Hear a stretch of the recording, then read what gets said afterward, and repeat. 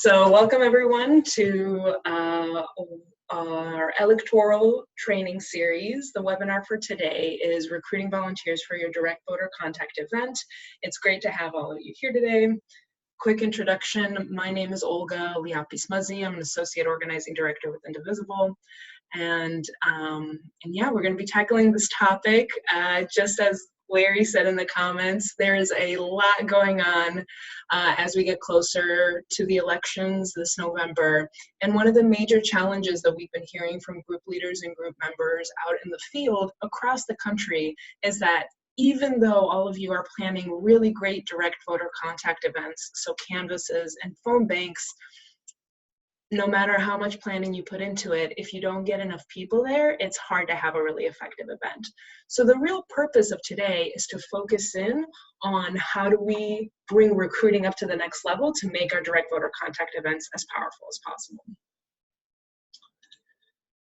But before we get too far into this, and I think we're such a small group, honestly, we could probably all unmute ourselves instead of worrying about typing it into the chat box, but I'd love to hear your names, your state, your Indivisible group name, and then what your favorite kind of ice cream is.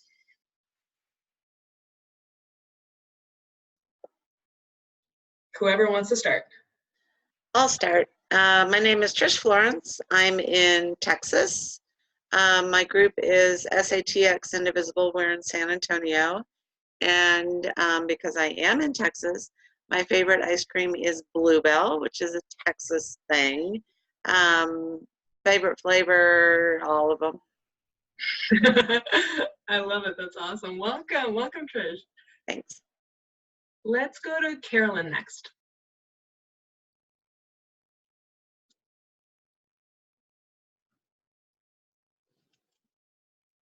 Okay.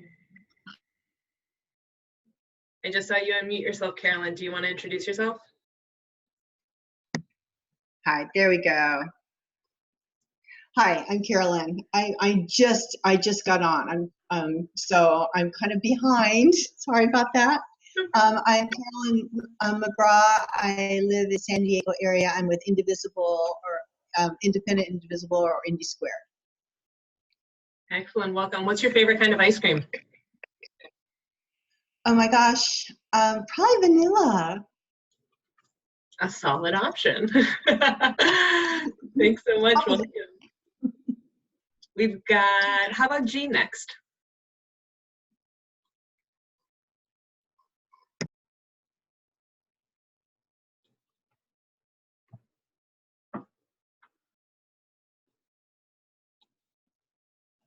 Jean, I'm going to try unmuting you to see if you can jump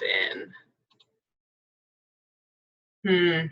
It's not letting me unmute, so if you want to type in your introduction to the chat box, I'm going to move on to Lindy.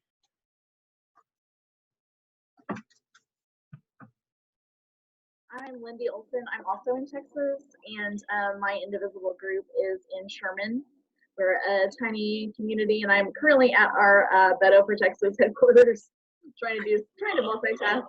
And my favorite kind of ice cream is any kind of coffee ice cream. Awesome. Okay, we've got two people introducing themselves in the chat box. We've got Larry from Indivisible Whidbey in Washington State, ice cream coffee with chocolate chips, and then Tara Hervin as well from New York, and Brewers Vanilla or Hazelnut Gelato. I love it. We've got a couple folks on the phone whose names I can't see. If you'd like, if I haven't called your name, do you want to introduce yourself very quickly?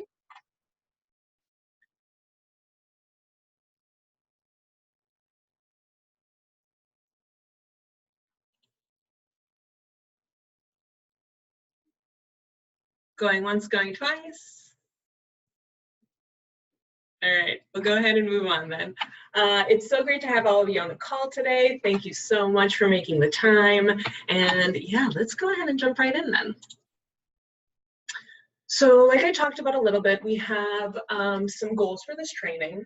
First, to share some strategies for recruiting volunteers, because we know, like I said, we've been hearing from group leaders across the country that this is a major challenge. We also want to make sure that all of your basic volunteer recruitment bases are covered.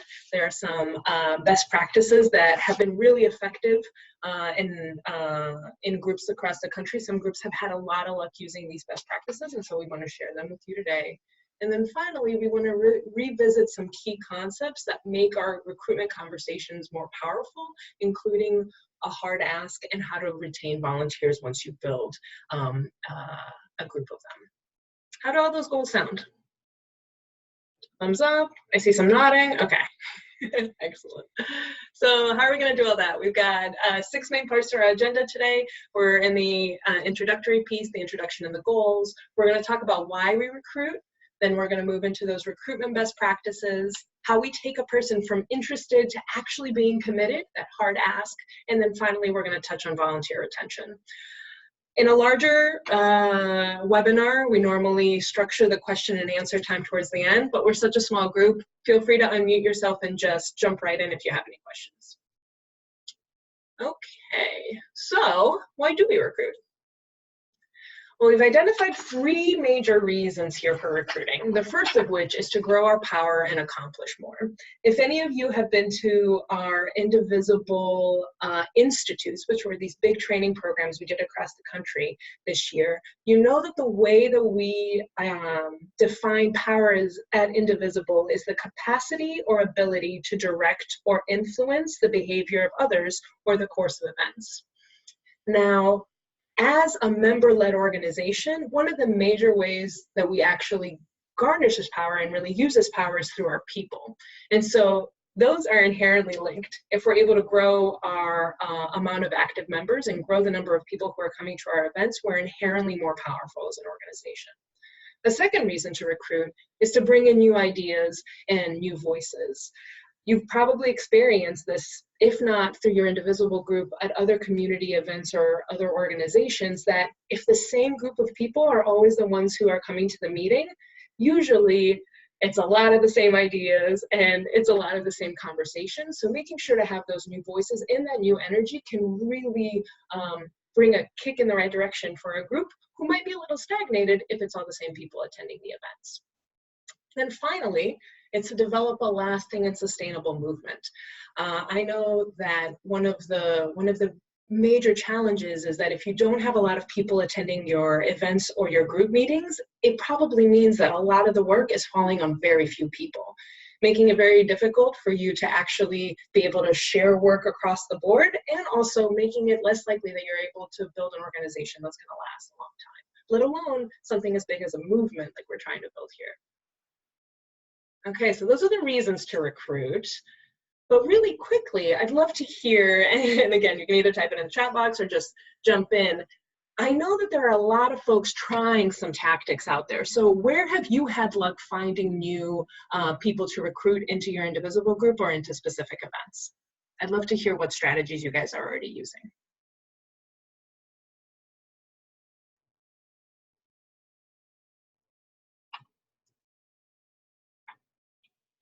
And I do see a question. Will this presentation be shared up after the call? It will. All right, any ideas? Anybody jumping in for the question? Where have you had luck finding new people to recruit for your events or for your group? Here we go. From Larry, we seem to get our members by word of mouth, so direct conversations. Trish, I'm having a really hard time with recruitment. Okay, so not able to find a lot of new people. I'm so glad you're here. Okay. Word of mouth is a really powerful way to bring people into the fold. What we have next here is a focus on sort of what are your quote unquote low-hanging fruit, and what are some of the ideas that you can use that are a little bit outside of the box to engage people. So what we consider low-hanging fruit are folks who are going to be easier for you to contact, and there's a more natural connection. They're already a little bit associated with our network. That includes Facebook group members, anyone who's on your email list, anybody who maybe attended an event sometime but has never come back. Those are folks who we should be contacting on the regular basis. However, that's just the very first ring. After that, we can start expanding to friends and family. If you haven't asked them to participate, that's a really great way to expand our pool. Members of other community groups that you might be involved with. Also, including a volunteer ask into your direct voter contact efforts can be really successful. If you find a voter on the door who's really engaged, really into the candidate you're supporting, for example, and really wants to make sure they win in November, it's a very natural ask to see if they're interested in canvassing with your Indivisible group.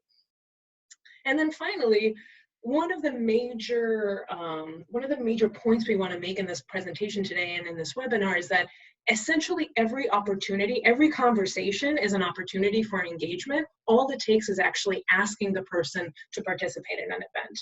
So one of the key takeaways here is to approach almost all of your conversations as an opportunity for recruitment. So not being limited to just specific times or specific avenues like Facebook, we can have almost any conversation turn into a recruitment opportunity. Okay, so let's talk about these recruitment best practices. We're going to focus on 4 of them today. The first of which is make a recruitment plan. Number 2, track your confirmations. Number 3, use direct contact. It's about direct contact. And then finally, dealing with objections head on or head first. Let's go to number 1, making a recruitment plan. So we've set out 4 steps here about making a recruitment plan. Essentially, if somebody isn't thinking about recruitment and isn't purposeful about making sure there are people at your event, eventually you're going to start seeing that either the same people are only attending or people are going to stop attending. It takes real effort to actually boost recruitment into any type of event or group. So the 4 steps that we suggest you follow when you're making a recruitment plan is first to set a goal. How many people do you want to come to your event? If you look on the right side of your screen, you're actually going to see some organizer math. Some of you might be familiar with this. But the idea here is that just because you ask somebody to attend and they say yes, doesn't mean that's the number of people who are really going to show up to your event. How many folks have experienced a drop-off in the number of yeses you get versus the number of people who really show up? I see some nodding. Yeah, we all know that. So it's a rule of halves. If you ask, for example, 60 people, you're going to get maybe 30 RSVPs, 30 yeses, and then you're going to actually get 15 people who attend. So when you set your goal for how many people you want, you have to think about how many more people you have to get to say yes, and how many even more people you have to actually ask to reach that number. Let's see, and we've got a comment. We never know how many people are going to show up. It's true, you don't really know, but this organizer math is a really reliable way to think about it. However many hard yeses you get, which means somebody said yes to you directly, it's going to be half of that. So, okay, number 1, you've set a goal. Afterwards, you want to work backwards. How many people do you need to ask? Just like we said. Number 3, you want to make a recruitment plan. How are you actually going to reach these people? Are you going to be sending direct Facebook messages? Are you going to be calling them? Do you have their cell phone numbers and then you might be able to text them? Making a plan for each person who you ask is a really powerful way to boost your numbers. And then finally, it's about sharing this plan. You don't want to be the only one who's doing this. You want to rely on your other group leaders or other group members to help you do this work, because if we're being really honest about it, it does take time and it does take extra effort, so you don't want it to lie in the hands of only one person. Okay, so that was tactic number 1. Let's go to tactic number 2, tracking your confirmations. The best recruitment plan uses 3 asks in several different methods. So here's an example up here on the screen. 2 weeks before a Canvas event, you might send an initial email invitation. Ideally, this is a personal email from you to a person. These blast emails, I think we all know, are very easy to ignore, but personalized messages are much harder. So 2 weeks away, you might send an initial invitation email. 1 week before, you might confirm with an actual phone call where you talk about how exciting this event is going to be and why it's so important, and ask the person ask the person if they're still able to attend. And then number 3, day of, you want to remind the person, maybe with a text message if you know that they're a person who texts a lot. But the most important part of all of this is that you have to actually be tracking these conversations in order to know that they're really happening. So one of my favorite, I mean, it's really simple, but one of my favorite ways to do this is to take a spreadsheet of all the names of the people who I'm going to call, and then I create literally 3 columns. Number 1, number 2, and number 3, and I track when I reach out to each person. So maybe today, October 3rd, I reached out to them, and in 1 week, I'm going to reach out to them again on the 10th, and then the day before the event, I specify when I reach out to them. So make sure to be tracking these conversations. Okay, I'm going to check our chat box really quickly. It looks like we've got some comments. Okay, we've got a comment from Tara. We have a fairly large group, over 1,000 on our opt-in email list. That's great. And we get good attendance at our general monthly meetings. That's fantastic. Our challenge is engaging members to be active. Specifically, get out the vote, primarily canvassing, followed by phone banking, and then postcarding and texting. And what CRM platforms do you recommend? I would definitely, if you're dealing with a larger group of people, we'll be getting into this a little bit later, but I would say even with your largest group of people, if you're finding that folks are attending those easier events, but they're not attending those harder events, I would move to actual conversations with people. Even if that means really conducting a phone bank before one of your canvassing events where you have a lot of people reaching out to all 1,000 of your, well, you said you have 1,000 names on your email list. I don't know how many phone numbers you have, but trying to boost the number of phone numbers you have so that you can have direct conversations with people and invite them. We'll be getting into that a little bit in our hard ask as well. Okay, one more question. How often do we have as much as 2 weeks to plan something? Oh gosh, isn't that so true? Well, 2 weeks is the ideal world, but sometimes that timeline is really tightened. And in that case, I would say maybe this is something like 1 week before is your first contact, 3 days later is your second contact, and then the day of is your third contact. But I would say to the degree that you can keep it to, like you can actually get to 3, it's going to make a big difference in your turnout events. Or excuse me, your turnout numbers. Okay, I'm going to move on. Oh, here we go. This is a plug for tracking your data.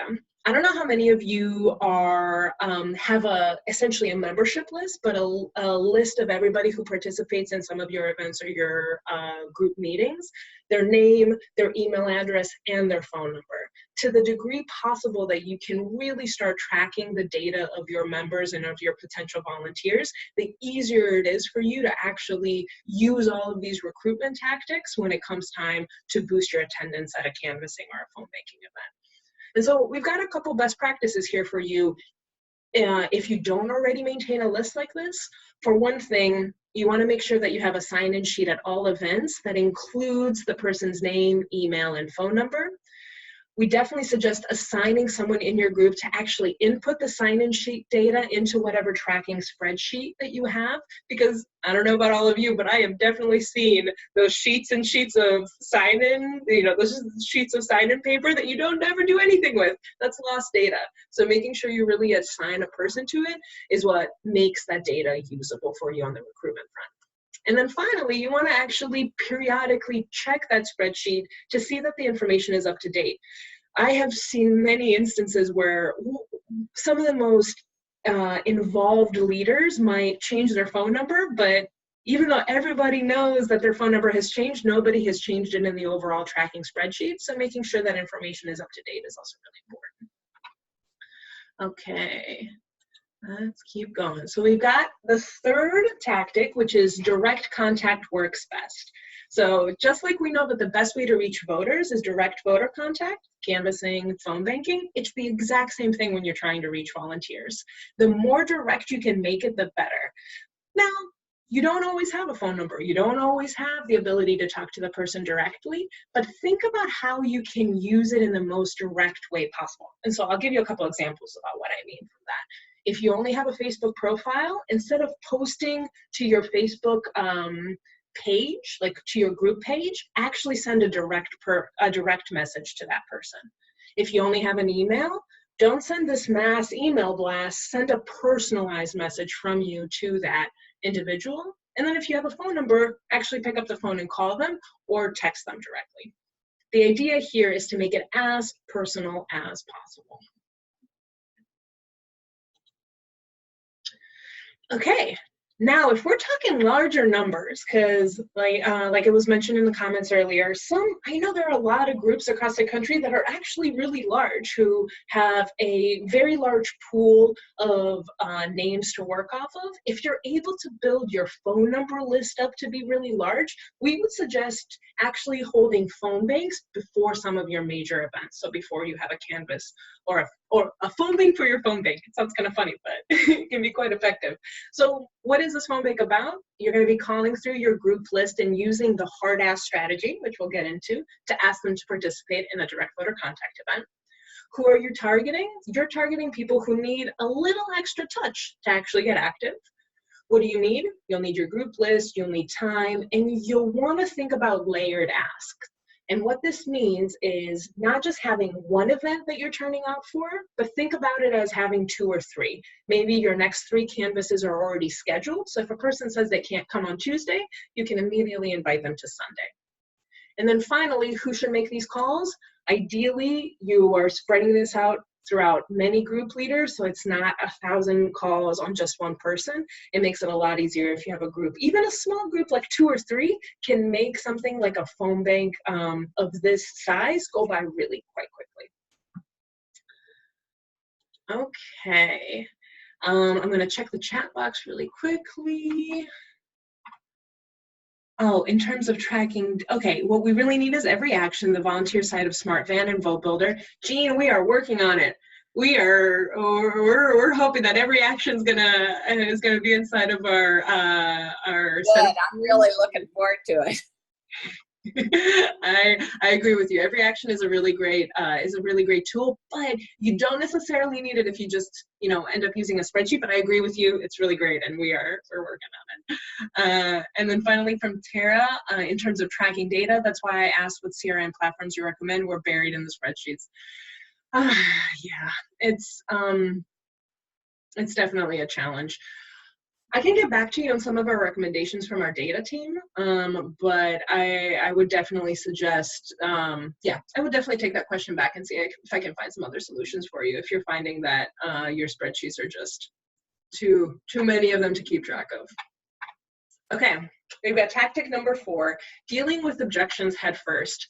Don't fear rejection. It's really easy to ask somebody to participate in something, and then if you get an objection, to really kind of drop the ball and stop the conversation at that point. Don't be tempted to do that. And we even have a formula to share with you all to help you overcome objections. So let's say that you have a potential volunteer and you ask them to participate next Tuesday at a direct voter contact event, and they say, you know what? Tuesdays are hard for me. What do you do now? Our 4-point formula. First, you want to empathize with them. I hear what you're saying about Tuesdays being a busy night for you. Number 2, you want to briefly answer the objection. You can imagine that it's really impossible to find a night that works for absolutely everyone. Number 3, bring it back to their motivation. But you were just telling me that you're really worried that Stacey Abrams isn't going to win in November. Here's the deal. The best way to make sure that she wins is to help knock on some doors. So if Tuesdays are hard for you, can we count on you on Thursday instead? And then you ask again.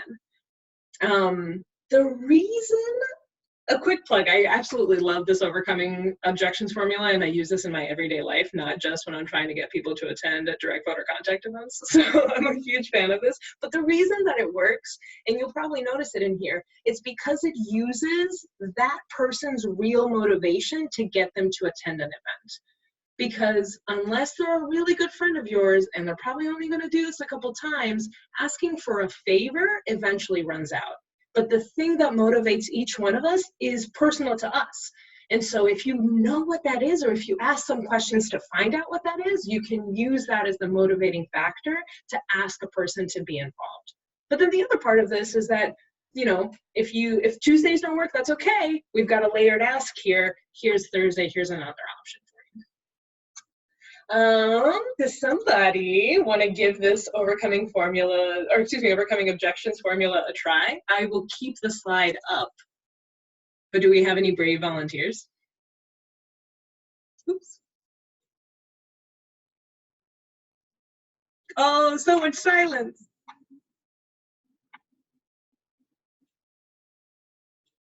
I'm looking through the videos to see if anybody is nodding their head, but it looks like none of you are speaking up. That's okay. We can. All right, we'll move on. But I definitely suggest trying this out. And it can be pretty fun to practice even with another group leader, just to give it a try before you actually try it with a potential volunteer. Okay. Well, let's actually pause here. Are there any questions so far?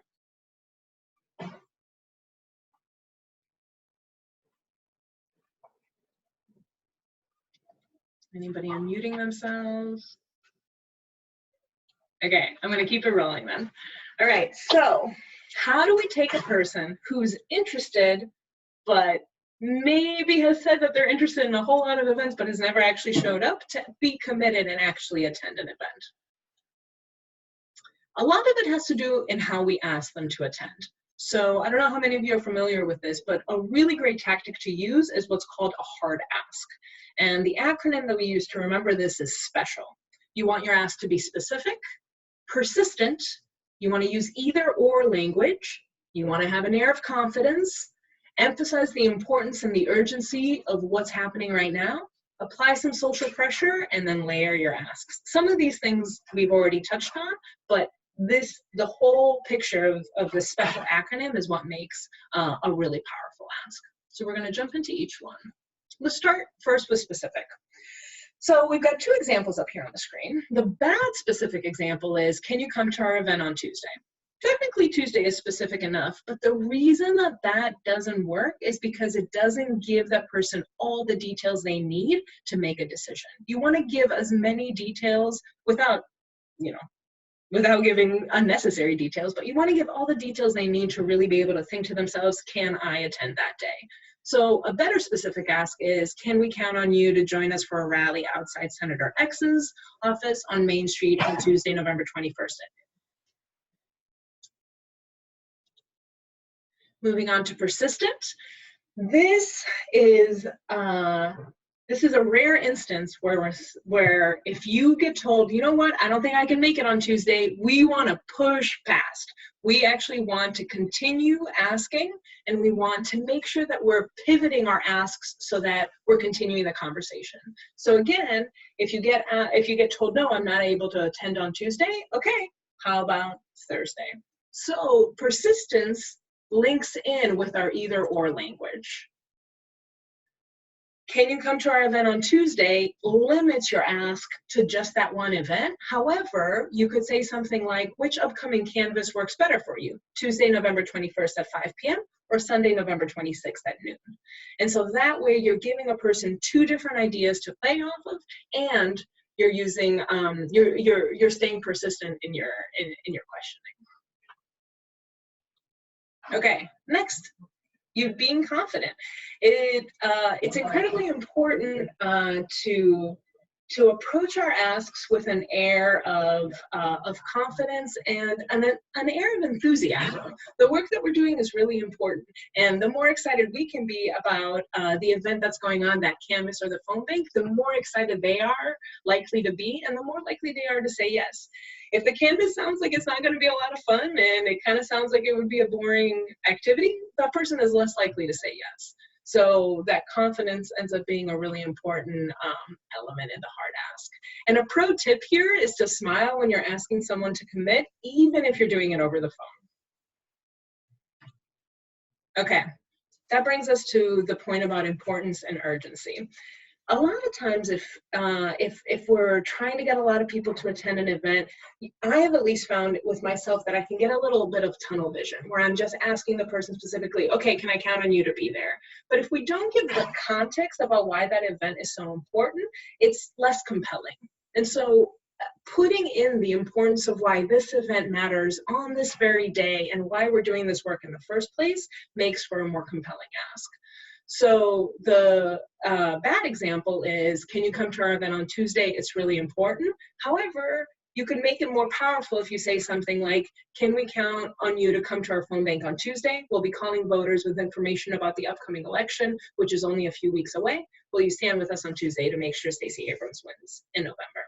So being really specific about that candidate, why it matters right now, this stuff is only a few weeks away. Okay, which brings us to that social pressure. Again, we want to make this seem like the party of the century. Canvassing has never been so exciting and it's never been so important. And you want to be there. You don't want to miss this. You don't want to have FOMO, fear of missing out. And so these are, you can use language to actually have that feeling be there from the get-go. And some of that language has to do with how are you framing it? So for example, one thing that's really tempting is to say, hey, can I please count on you to be there? We only have 4 people who have RSVP'd so far, but that does not apply the social pressure that you want. Instead, you want to say things like, we're getting together a really big crowd. It's going to be really exciting. Can we count on you to be there? Okay, that brings us to our last part of the hard ask, and that is that if you layer your ask, so it's not just about saying either or, here's 2 opportunities for you to participate, but it's also saying we have many events that are going on. So if you get a yes for that event on Tuesday, actually saying, oh, that's so fantastic that you're going to be there. Can we count on you to be there on Sunday as well? And then continuing down your line, whether you're getting a yes or a no. So even if you're getting a no, continue down the line, but also continuing down the line when you get your yes. Any questions so far on this?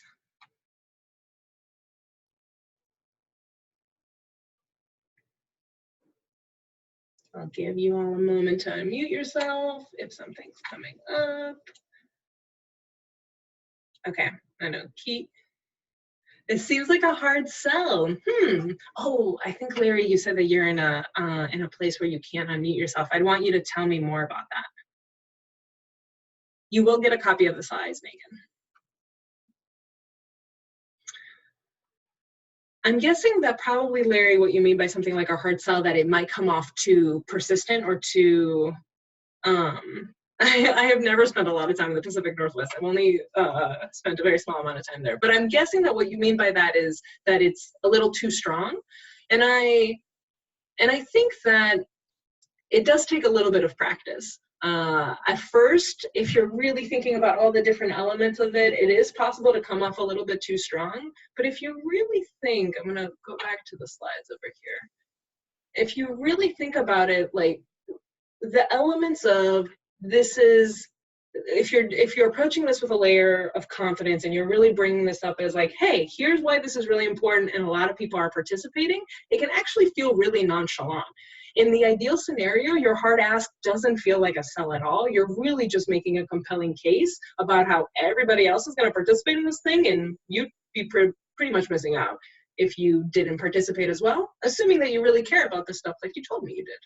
So you want an air of ease instead of that hard sell mentality. Oh, you're pretty polite here. Oh, that's what you're talking about. Yes. I hear that the Pacific Northwest is very polite. I have seen organizers from the Pacific Northwest pull this off, so I know it's possible, no matter whether you're from New York or from Washington State or anywhere in between. Okay, so let's talk about volunteer retention. You have followed all of these best practices, and you actually have a pool of volunteers who are showing up. How do you keep them coming to events? Well, your best chance for someone who will volunteer next week is a person who has volunteered this week. So volunteer retention is a really key strategy in building a strong team. We're identifying 4 main ways to maintain your volunteers. And the first one of this is really basic and standard. It's to actually build real relationships with the people who are attending your events. You want to get to know your volunteers as people. The more that you talk with them and really engage them in conversation and treat them like you really care about the fact that they're there, and ask them what motivates them, the stronger that connection is happening between all of you, and that connection from them to your whole group is solidified as well. Share part of yourself in these conversations. Why are you active? It's about sharing stories. It's not just about asking them questions. And then finally, create a sense of a team.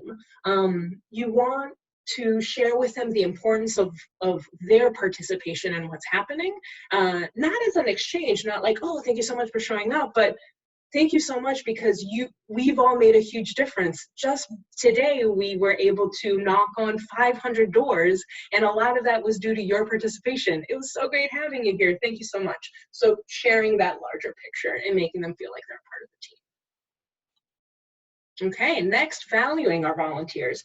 Make them feel welcome. Nobody wants to participate in something if they kind of feel like they're not really welcome there. So making sure that they have all the information they need to be active and that there's a very welcoming environment when they walk in the door. Again, let them know how important the work that they're doing is, and also using their time effectively and efficiently. I know, at least for me, one of my worst volunteer experiences is when I show up for something and then I have to wait for a really long time before I kind of like jump into whatever I'm doing. Sometimes that's going to happen, but in an ideal scenario, the second the volunteer comes in, they're getting the information they need, they're getting pumped up, and then they're jumping into whatever the activity is. But then also, the more that they're attending, the more opportunity you have to train them to actually be leaders and to be more engaged in whatever that work is. Also setting clear expectations and goals. Show your volunteers what success looks like and actually help them get there right off the bat when they're walking through the door. Okay. The confirmations before. We want to be specific.